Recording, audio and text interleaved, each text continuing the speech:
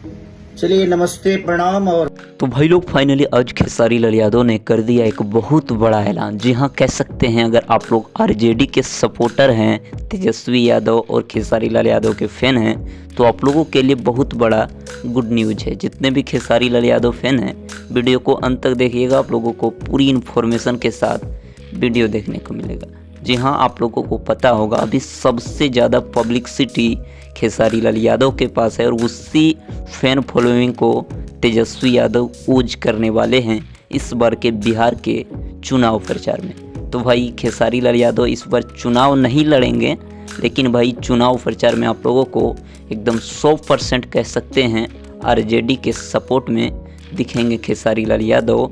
कई सारे जगहों पर इस बार खेसारी लाल यादव पहुंचने वाले हैं।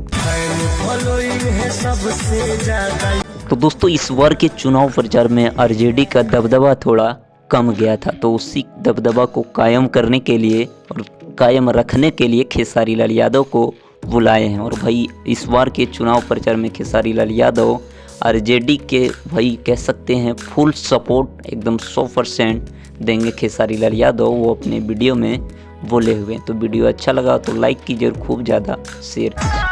तेजस्वी के बिना सुधार ना होई।